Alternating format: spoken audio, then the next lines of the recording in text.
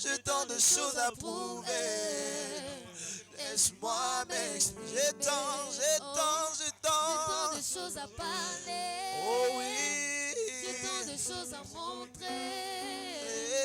J'ai tant de choses à prouver. Laisse-moi m'exprimer. J'ai tant de choses à parler. J'ai tant de choses à montrer. J'ai tant de choses à prouver. Laisse-moi m'exprimer. J'ai tant de choses à parler. Oh, j'ai tant de choses à montrer. J'ai tant de choses à prouver. Laisse-moi m'exprimer.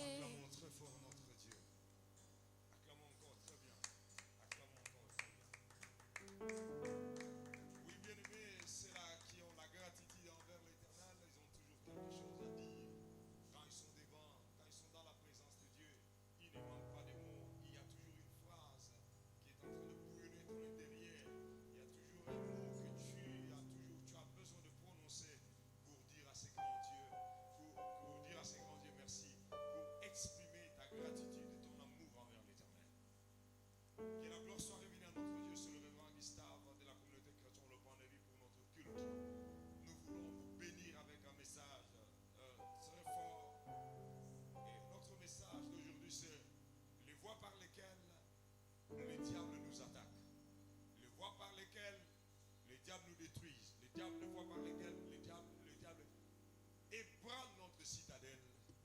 Vous savez, nous avons des citadelles, la citadelle intérieure et la citadelle extérieure. Mais ici, j'aimerais beaucoup plus parler sur les voies par lesquelles le diable ébranle notre citadelle intérieure. C'est-à-dire quoi? C'est les voies par lesquelles le diable trouble notre quiétude, trouble notre paix, les voies par lesquelles le diable nous déstabilise dans notre foi.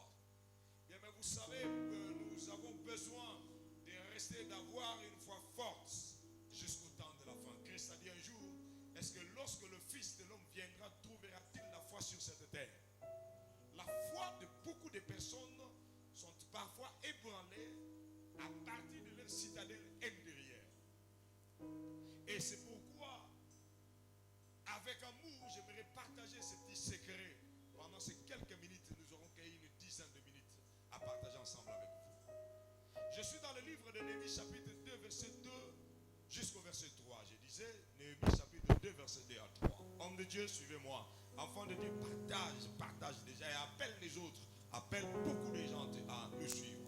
Et je vous dis que c'est un message très important, même pour le pasteur, pour les hommes de Dieu, même pour les politiciens, même pour ceux-là qui ne sont même pas chrétiens, mais qui font que la politique. C'est très important de suivre. La Bible dit un jour, Néhémie était à l'aise en train de travailler au palais royal parce qu'il avait un emploi et assurément il avait aussi une bonne nourriture chaque jour. Donc il avait une bonne maison et il avait une bonne vie parce qu'il travaillait dans la cour royale et il n'était pas n'importe qui, hein.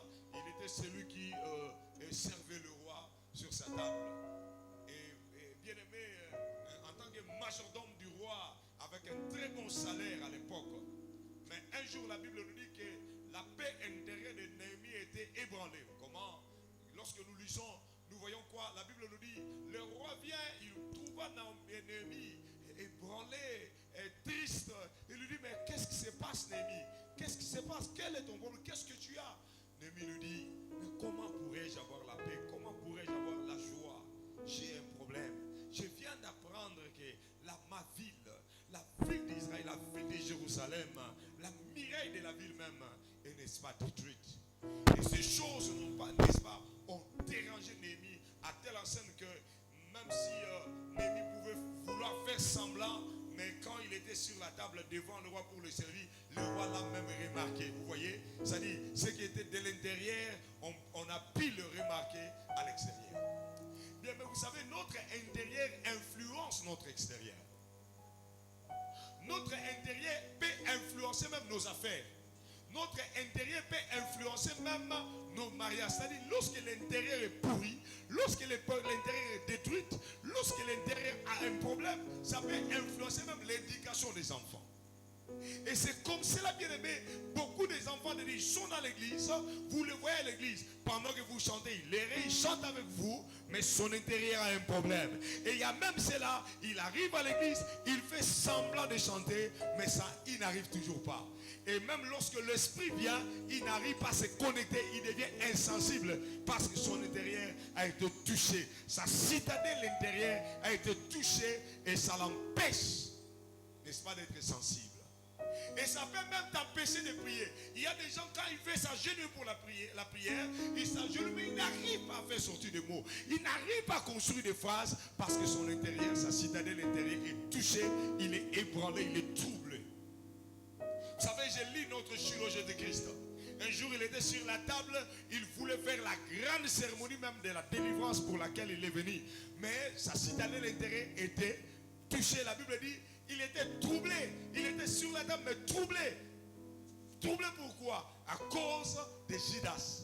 Parce que Judas, les informations, les choses qu'il savait de Judas, les choses que Judas était en train de vouloir faire, a troublé son intérêt. La Bible me dit que Jésus était troublé. Bien, mais lorsque tu es perturbé, lorsque tu es troublé, ça peut même t'empêcher à réaliser un projet. Ça peut même t'empêcher à réaliser une vision. Ça peut même t'affecter à telle enseigne que tu n'arrives même pas à bien prêcher. Il y a des pasteurs qui arrivent devant la chair, devant la foule comme ça. Il n'arrive pas, il échoue dans sa prédication. Non pas parce qu'il n'a pas l'onction, mais parce que sa citadelle est touchée. Il a des problèmes chez lui à la maison. Et à cause de ces problèmes-là, il arrive dans l'église, devant la chair, il n'arrive pas. Il y en a même ceux-là qui n'arrivent même plus à prophétiser. Il est comme ça devant les fidèles. Il devait avoir un message, une prophétie, mais il n'arrive pas à se connecter au monde spirituel. Pourquoi? Parce qu'il est touché dans son intérieur. Mais comment est-ce que le diable se procède? C'est ça mon problème, c'est ça notre thème. Je vous l'ai dit. La Bible procède par la voie des nouvelles. Ça dit quoi? Le diable s'arrange pour t'apporter des mauvaises nouvelles, pour te parler dans ton intérieur. Le diable sait qu'il ne sait pas, n'est-ce pas, nous empêcher à atteindre notre destinée. Le diable sait qu'il ne peut pas empêcher notre bénédiction. Mais qu'est-ce qu'il fait? Il nous pousse nous-mêmes à ne pas toucher notre bénédiction. Comment il nous pousse? Il commence par ébranler notre intérieur. Vous savez, nous n'allons pas être bénis par les mains physiques, mais nous serons bénis par les mains spirituelles. Nous soutenons de Dieu par les mains spirituelles. Nous marchons par les jambes spirituelles. Nous avançons pas dans la spiritualité. Et notre bénédiction est premièrement spirituelle avant d'être matérielle. Alors c'est pourquoi le diable sait, en bougeant dans le monde spirituel, en bougeant notre intérieur, ça nous empêche à se concentrer spirituellement. Alors, il apporte des mauvaises nouvelles.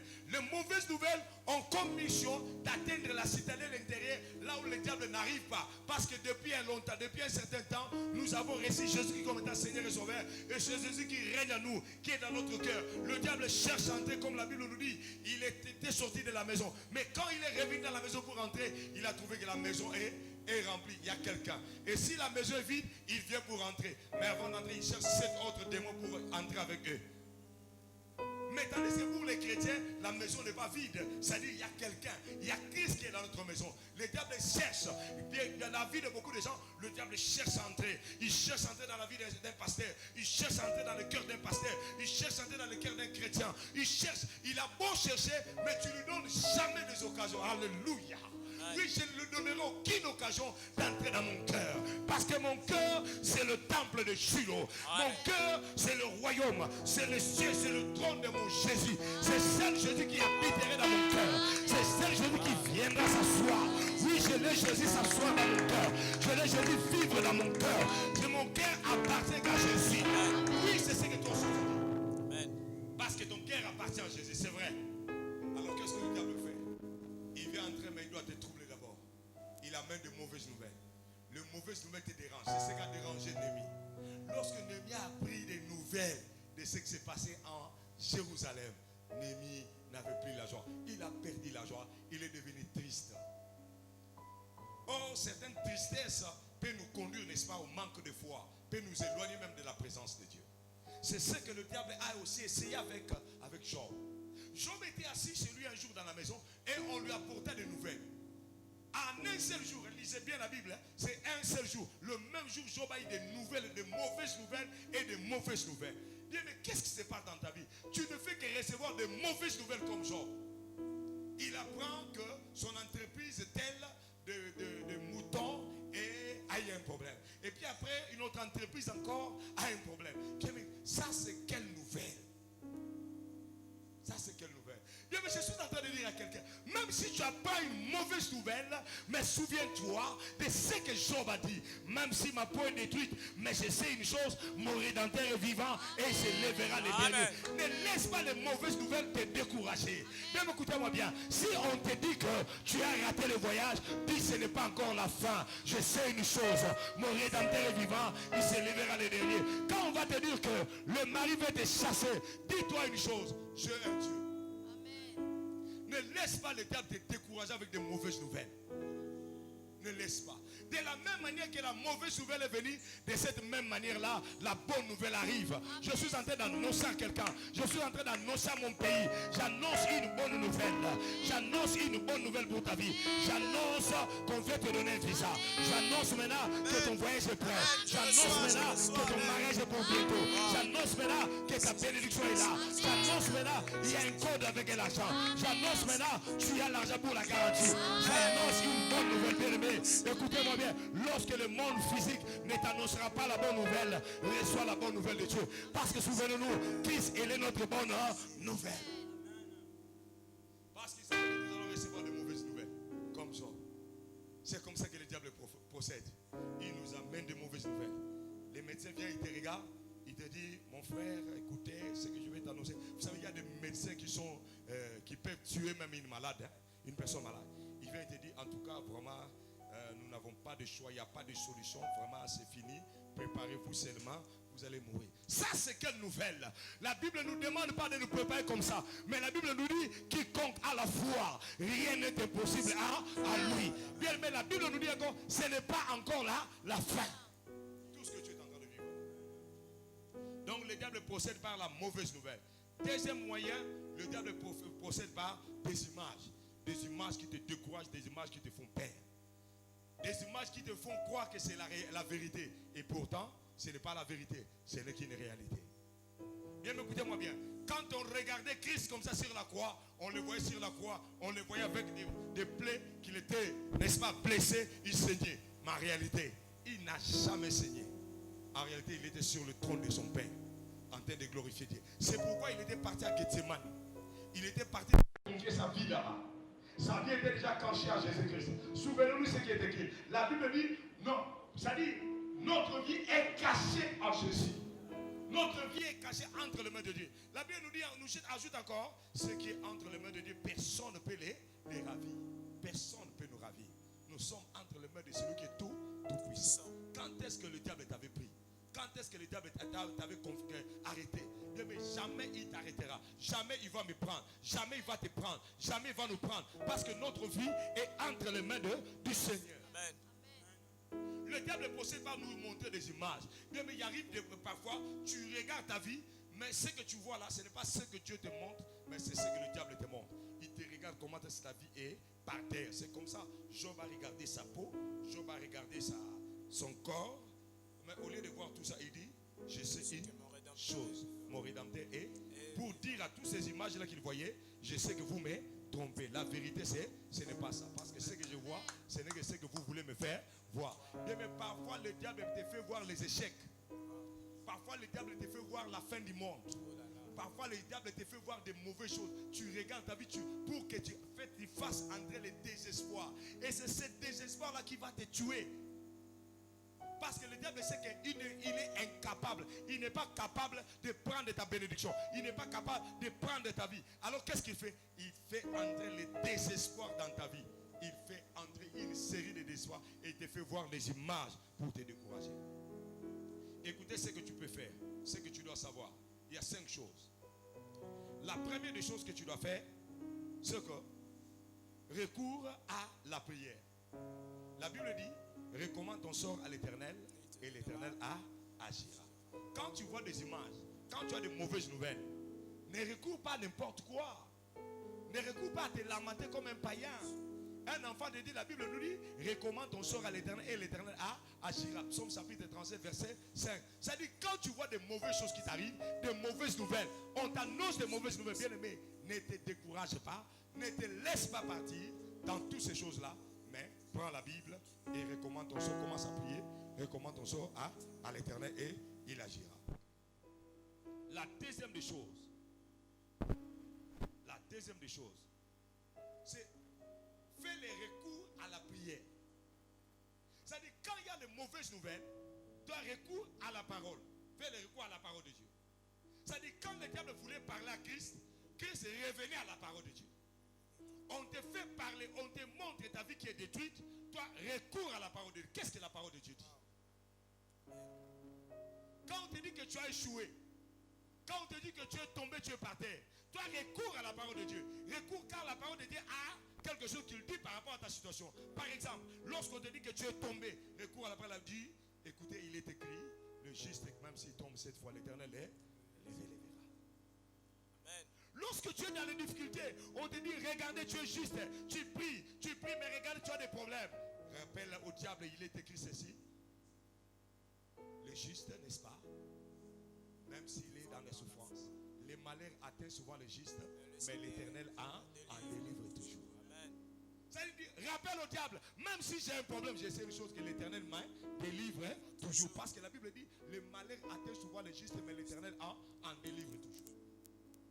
Lorsque Lazare est mort, Marie et Marthe, ils ont recouru aux réalités du monde. Ils ont voulu faire voir Jésus. D'abord, ils ont apporté la nouvelle, et puis faire voir Jésus, n'est-ce pas? Les mauvaises nouvelles, hein? Faire voir Jésus, l'état, la situation. Mais Jésus a recouru à la parole. Il a dit quoi? Il a dit, il restera. Il dit, celui qui croit, vivra. Il verra. C'est-à-dire, il les a fait revenir à la parole. Bien aimé, dans toutes circonstances, dans toutes choses qui viendront dans ta vie, reviens à la parole. Lis, recours-toi à la parole. Qu'est-ce que la parole de Dieu nous dit? La troisième chose, ton identité. Bien, mais parfois, lorsque nous avons des problèmes, nous oublions notre identité. Nous avons l'identité d'un enfant de Dieu. Nous avons l'identité de Dieu. Bien, mais un Dieu ne réagit pas comme les humains. Je vous donne un exemple. Lorsque un humain devant une situation macabre, catastrophique, un humain, qu'est-ce qu'il fait? Il réagit par rapport à un humain. Il regarde comme un de nos gouverneurs. Paraît-il, hein, je parle de preuve qu'il aurait dit ça. Il paraît-il, lorsqu'il a regardé la situation catastrophique des goudrons dans notre chemin, il dit, est-ce que vraiment ces pays, ça va encore s'arranger un jour? À Lingala, il dit, est-ce que Mbogego Bongalissus? Ça, c'est un humain. Il a raison en tant qu'humain. Mais ce n'est pas un homme de vision. Ce n'est pas un Dieu. Un Dieu devant une situation, il ne fait pas ça. La Bible dit, Genèse chapitre 1, premier verset, la Bible dit, au commencement, la terre était informe et vide. Dans araméen, on dit, au commencement, la terre était tohu. Ça dit, détruite, chaotique. Mais lorsqu'un Dieu arrive, il dit que la terre soit. Ça dit, un humain allait dire, vraiment cette terre, c'est maintenant chaos. Mais un Dieu ne dit pas ça. Un Dieu commence à déclarer des bonnes choses. Bien, mais quand tu regardes, quand le diable te fait voir des mauvaises choses, toi commences à déclarer. Déclare comme un Dieu, réagis comme un Dieu devait réagir. Parce que tu n'es pas n'importe qui. Tu es l'enfant de Dieu. Tu es l'enfant de Shiloh. Tu es un enfant de celui qui a créé le ciel et la terre. Tu es l'enfant de celui qui appelle avec ça ce qui n'existe pas. Tu es un autre Dieu. Lorsque Dieu t'a créé, lui a arrêté de faire parce qu'il savait que toi tu es là. Amen. Ne réagis pas devant les situations comme les humains. Quand tu es devant une situation, les choses sont pareilles. Toi regarde, dis, ça va aller. Les choses vont changer. Dieu va me bénir. Ma situation va changer. Confesse, déclare des bonnes choses. Quatrième des choses. Savoir tu es avec qui. Ça dit quand tu es dans des choses difficiles, il faut te rappeler que tu n'es pas seul. Tu n'as jamais été seul. Parfois nous pensons que quand nous sommes dans la pirogue, nous sommes seuls. Et pourtant nous commençons à crier, Seigneur, nous allons mourir. Non. Ce n'est pas seulement toi qui vas mourir, mais il y a aussi un Jésus qui est là. Mais ta honte, ce n'est pas seulement ta honte, mais c'est aussi la honte de Dieu. Ta souffrance n'est pas seulement ta souffrance, mais c'est aussi la souffrance de de Dieu. C'est-à-dire, quand tu es dans les problèmes, souviens-toi qu'il nous a dit, il ne m'abandonnera jamais. Il ne me délaissera jamais. Je suis en train de parler à quelqu'un. Je sais que tu es dans les problèmes, mais souviens-toi. N'imagine pas qu'un jour Dieu t'avait déjà laissé. Il t'a jamais laissé. Ce sont des gens qui te laissent. Ce sont des gens qui pensent que Dieu t'a laissé. Bien, mais quand je vois Pierre, Jésus n'a pas abandonné Pierre. Bien, mais Dieu ne t'a jamais abandonné. Il est toujours avec toi. Il marche avec toi. Même si c'est pourquoi David dit, même quand je marche dans la vallée de l'ombre de la mort, je ne crains aucun mal. Car quoi? Tu es avec moi. C'est ça ma force. Notre force c'est quoi? Dieu est avec moi. Ça dit, c'est que moi je ne peux pas faire, Dieu peut le faire. C'est pourquoi il dit, ma houlette, ta houlette me rassure. C'est pas ma houlette. Moi, ma houlette, mes mains sont fatiguées. Mais non de problème. Moi, je tremble. Mais comme il est là, sa houlette me rassure. Ce qui veut dire, la main de Dieu me rassure. Mais quand je me souviens que Dieu est avec moi, ça me rassure que demain je serai béni. Ça me rassure que j'irai de l'avant. Ça me rassure que je vais réussir ce ministère. Ça me rassure que je vais aller de l'avant. Ça me rassure que je vais atteindre ma destinée. Même quand ça ne marche pas, il dit ceci. Il dit même quand il y a les adversaires, il dit c'est lui qui dresse une table en face de mes adversaires. Il dresse une table en face de mes adversaires. Ce n'est pas moi qui dressera cette table. Ce n'est pas toi qui dressera cette table. Ce n'est pas mon grand-père qui va dresser la table. Mais Dieu lui-même, il dressera une table en face de mes adversaires. Et il ne s'arrêtera pas là. Comme il sait que je suis fatigué, comme il sait que je perds, il va oindre l'huile ma tête et ma coupe débordera. Ça dit, il va me donner la nouvelle force. C'est pourquoi la Bible dit chaque matin, l'Éternel renouvelle. Je suis en train de parler à quelqu'un. L'Éternel va renouveler ta force. L'Éternel va te renouveler ta force. Tu avais perdu la force, tu seras renouvelé. Parce que tu n'es pas seul. L'Éternel te renouvellera. Il renouvellera ton argent. Il renouvellera ta bénédiction. Il renouvellera ton onction. Pour que tu marches et que tu y arrives. Reçois cette bénédiction. Reçois cette onction. Je sens l'onction de toucher quelqu'un maintenant à la maison. Reçois l'onction et sois renouvelé. Reçois la force pour marcher et vivre de victoire dans victoire. Au nom puissant de Jésus-Christ de Nazareth. Amen. Nous pouvons acclamer très fort. À cause des temps, bien-aimés, nous allons nous arrêter là. Bien-aimés, partagez cette prédication. Partagez même à 1000 personnes. Je dis, partagez jusqu'à ce que tes doigts seront fatigués. Partagez, partagez, partagez pour que tu puisses sauver quelqu'un. Si tu le fais, tu sauveras quelqu'un et tu recevras la bénédiction. Mais tu peux sauver quelqu'un maintenant. Nous allons chanter ensemble avec les musiciens et je vais prier pour vous. Toi qui es fatigué, tu te sens fatigué. Le diable t'a ébranlé avec des mauvaises nouvelles de la maladie, de nouvelles de la santé, de mauvaises nouvelles. Bien, mais commence maintenant à prier avec moi. Commence à prier. Commence à prier. Partage, à partager et prie avec nous. Le Seigneur, donne-moi la nouvelle force. Seigneur, donne-moi encore la force. Sokinga nazopema lokumwezo ngela ngolo kufetiki esika na mwana pate na nzambe afin qu'il se lève encore et puisse marcher avec toi des choses extraordinaires, merveilleuses en toi et pour toi dans le nom puissant de Jésus. Je crois qu'il n'est pas seul. Je crois que nous ne sommes pas seuls. Tu es avec nous. Même dans cette période difficile, tu ne nous as pas abandonnés parce que tu nous avais promis. Il était que tu nous avais dit, je ne t'abandonnerai jamais. Je ne te délaisserai jamais. Oui, je crois à cette parole et je bénis ton son nom.